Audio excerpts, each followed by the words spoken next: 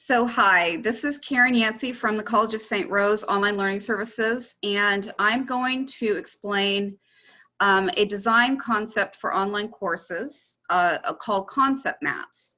Now, many online courses cover a scope and sequence of topics, and sometimes students have a hard time understanding which concepts are more important than others. And that's where a concept map helps the student to see the entire layout of the course objectives and where they are in that sequence as they enter each module in a course. Frequently, courses are laid out in a modular format. And you'll see in my course here, I have a module, Intro to Multimedia Learning, and another one below that, and another one below that. I've labeled them by the concept name, and I've included a page that has information in it, and I'm going to go into it. Now, in this page is the concept map. It can be in the format of a table, or it can be in the format of an outline, as long as it lays out the concepts in the sequence that they're going to be taught, and it highlights the concept that is specifically addressed in that module. There is a typo here. These numbers need to be 1, 2, and 3. But putting that aside, you'll see that under Intro to Multimedia Learning, you'll see that the concept of the promise, the science of instruction, and the science of learning are the 3 sub-concepts to the introduction. And in the next learning objective, which should be a number 2 right here, you'll see reducing extraneous processing, and the sub-concepts are coherence, signaling, redundancy, and so on. So in this module, I as the instructor am addressing the first sub-concept, which is promise, in the Intro to Multimedia Learning. So let's go out of this module and into the next one. So we're in the next module, reducing extraneous processing, and you'll see that the second concept is highlighted now. So you would put this at the beginning of each one of your modules. Now, I only have 1 page in each one of these modules, but you would have multiple pages, multiple assignments, multiple quizzes within each module. And you can see down below here is an example of how they would line up. Now, I am going to bring forward a better representation of the concept map or the content map. This is one that I created in Word, and in any learning management system, you'll have different tool capabilities of how you can create tables. But this is a simple table that lays out the scope and sequence. And below is the outline. Now, for screen readers, for people who are disabled or people who need extra assistance, screen readers have a harder time of reading tables. So it would be advisable to have an outline underneath it so that when the screen reader reads the page in your Canvas module, it will catch the outline and be able to read out to that student the content. Another example is a flowchart example, and I'm going to bring that forward.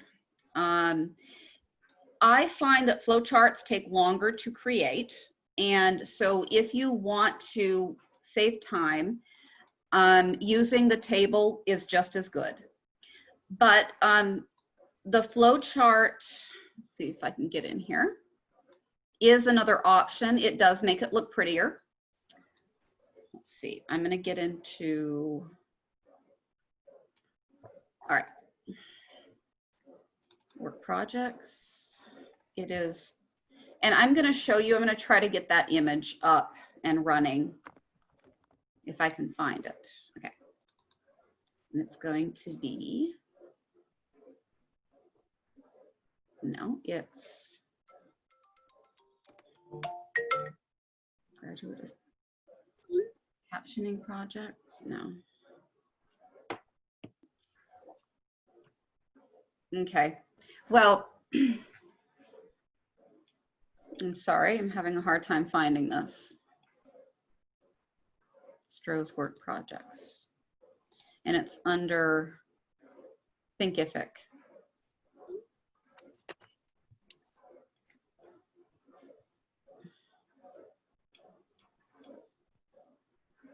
Why is it not here? There it is. Instructional design. Okay. It's concept map. Here it is. This is a flowchart example. Let's see if I can bring it forward.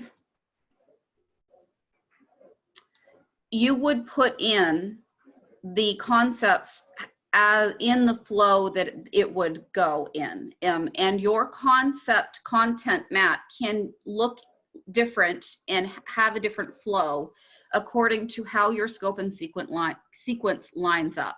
But this is an example of how you can create an image that is a content map.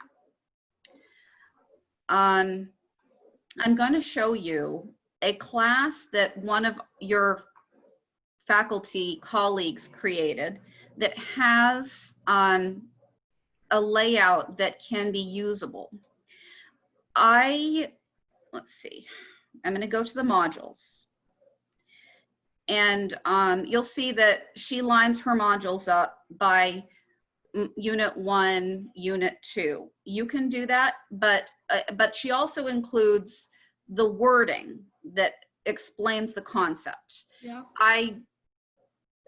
I prefer the wording over the numbers, but you can do both, and that will work. She also includes something called a learning guide. Now, when you look at a content map, you'll see it's just the learning objectives or concepts. A learning guide is intended to help make your course enduring, so it can be easily used each semester. What you do is you would include references to chapters, page numbers, assignments, and due dates in the learning guide, and only in the learning guide. The rest of the course would be designed so that the concepts were discussed, but there's no reference that dates it, so that you can easily use the course in other semesters. She listed it as unit notes, assignments, PowerPoint attached. In this page, she has the Unit 1 assignments, and this is the learning guide. You'll see that she gives dates, specific dates. She gives the section number. She gives the topic and the due dates that they're due, and you can also include in a learning guide the total points that they will gain from each assignment, or the maximum total points that they can gain from those assignments. And to also give them some perspective, some instructors will include what total number of points you could have gained at the most. So a student going halfway through the class could see that the class is designed to have a total of 100 points by the end of the semester, that by Unit 3, if you gained all those points, you would have 50 points. And if you had missed a few points, you would have 45 out of 50 points. So a learning guide is intended to help the student navigate the material in the class for that semester. And all you have to do is change the learning guide each semester instead of going in and changing the dates in each module. So that's a very helpful tool to use. Another thing that I wanted to mention is, let's see, I'm going to look at my notes, is that making your class enduring is something you can do when you're lecturing as well. If you are recording your lecture to a PowerPoint or to images, and you're posting that lecture in your class, when you talk, make sure that you don't refer to specific dates or tests, but that you talk about topics. You can say, the last time we met, or the last time I lectured, I mentioned the topic of algebraic concepts. Today, I'm going to teach you trigonometry. Instead of saying, in chapter 1, we talked about algebraic concepts, today in chapter 2, I'm going to teach you trigonometry. So you're going to make that lecture enduring, and so that if you change your book, you can continue to use the lectures that you've recorded. So it's a good thing to not make any specific date references. Another thing is specific page numbers. You don't want to mention that. You can just talk about concepts on the page. And let's see, what else? One other thing that I wanted to mention is something called the SAMR model. Now, this is a model that is really just something to help you think about technology tools. The SAMR model stands for, and I'll bring up a picture for you. It stands for substitution, augmentation, modification, and redefinition. Now, when you're thinking about a tool, a technology tool, you don't want to simply add it to your class just because it's technology. You want to add it because it does something specific. Now, a tool frequently substitutes something else. For example, the electronic whiteboard substitutes the old-fashioned chalkboard. It's something you write on. So in that case, the whiteboard substitutes something that you're using. Now, augmentation is the idea that the tool you're using will improve the experience in some way. So I gave an example of augmentation. Augmentation is that it can be seen when a teacher posts a recording of her lecture on YouTube so that her students can replay parts that they do not understand. When you are lecturing in real time, students don't have that option. They can't replay what you just said, 2 minutes ago, but in a video they can. So that is an augmentation to the traditional format.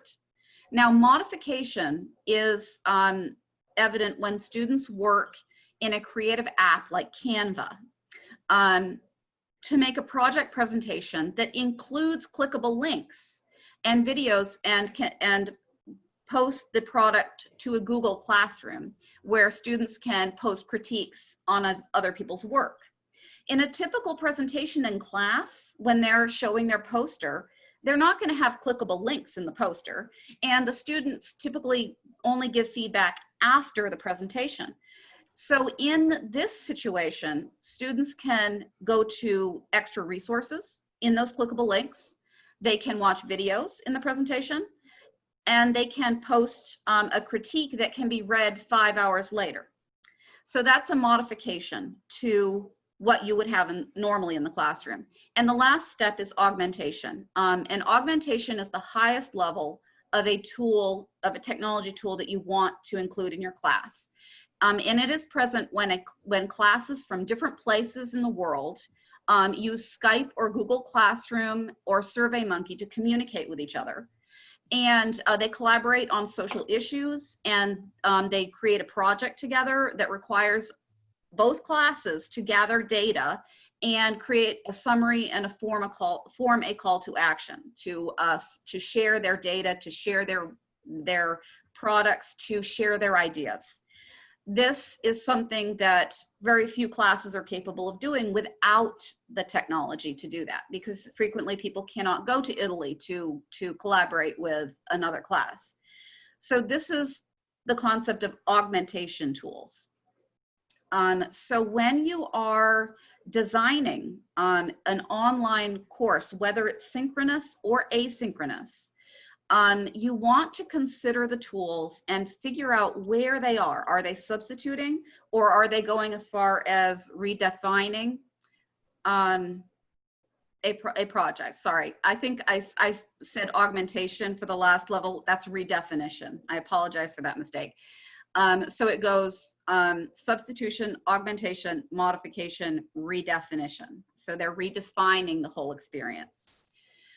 Now, another thing to remember is when you are deciding what kind of course you're developing, you want to decide whether you want it to be synchronous, in which you are seeing people real time, or whether you want it to be asynchronous.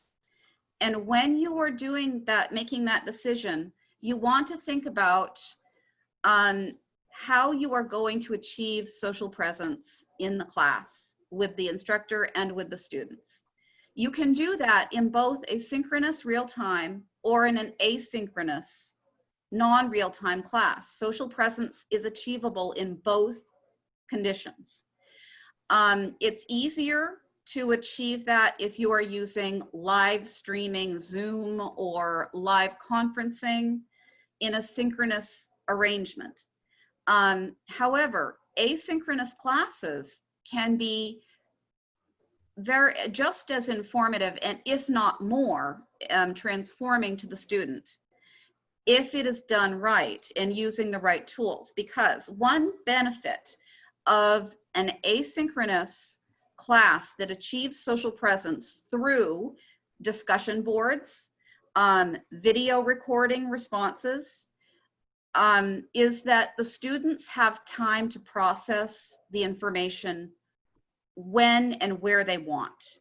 So they can go to a discussion board when they have time after they've put their children to bed at night, and they can really think about the ideas that their fellow students have presented. They can watch the video responses that their students have posted in the discussion board. They can make their own video responses. They can integrate images and add links to their discussion, their response. They can write very powerful and moving responses to each other's comments. Because they have the time to do it, they have their own, they're in their own environment, they feel comfortable. So social presence and transformative experiences can happen in asynchronous classes. So that covers most of what I was going to cover today. Are there any questions before I stop recording? Okay, thank you for coming, and I appreciate your time. Let's see, stop share, and is it? Okay, very good. Do you have any stop recording?